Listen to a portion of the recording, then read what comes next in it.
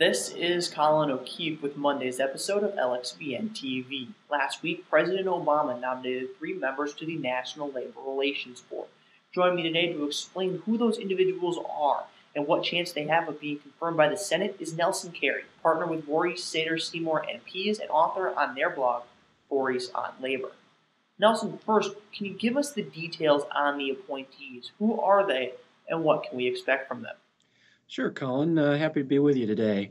The first appointee is a currently serving chairman of the NLRB, Mark Pierce. His term expires in August this year, and the president's renominated him for another term on the NLRB, as well as it would be his intention that Mr. Pierce would serve as the chairman if confirmed. The second nominee in the most recent batch of nominees is Harry Johnson III. Mr. Johnson's currently a management-side labor and employment lawyer at a national law firm and a partner at that firm.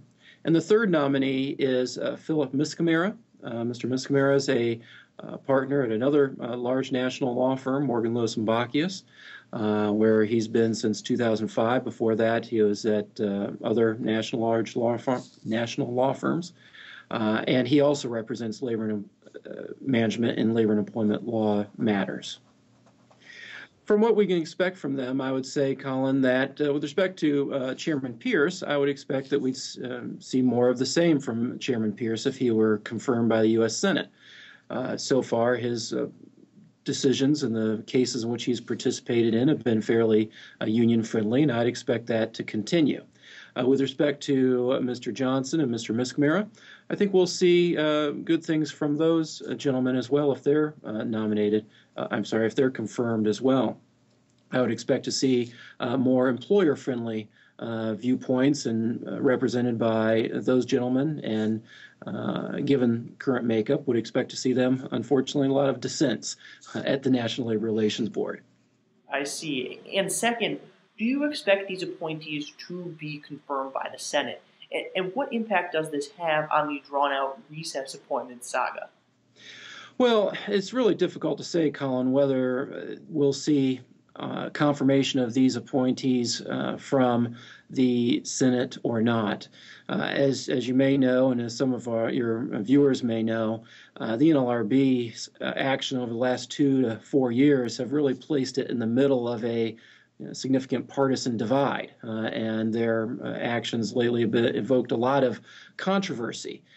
So much so that it led one key senator, Lindsey Graham, at one point a couple of years ago to say that it'd be better off, it could be considered progress if the NLRB were rendered inoperable. And that was at a time when there was, again, some nominations pending at the time. So whether that view carries the day or not, it's difficult to tell. Certainly, with Chairman Pierce's term expiring in August, the NLRB will be down to 2 members if the Senate does nothing. And so in some regards, the playing field's perhaps tilted in the favor of those who would want to see the NLRB not be able to issue new rules, decide new cases, overturn long-established precedents, and so on.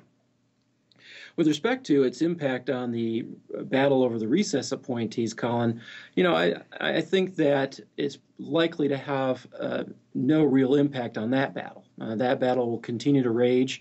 As you may know, the NLRB has announced that it will appeal that to the United States Supreme Court. Hopefully the Supreme Court takes that case and resolves the question of these recess appointees. And certainly even if the appointees were confirmed tomorrow, you would still have cases and rulemaking activities that are impacted by the recess appointments that President Obama made. So I think that there's still going to be a need to resolve those issues.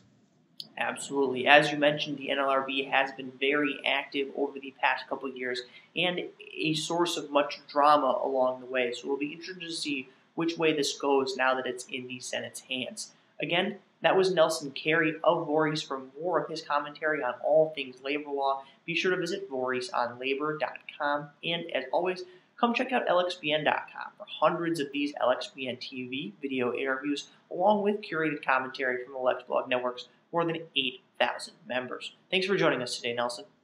You're very welcome, Colin. Thank you.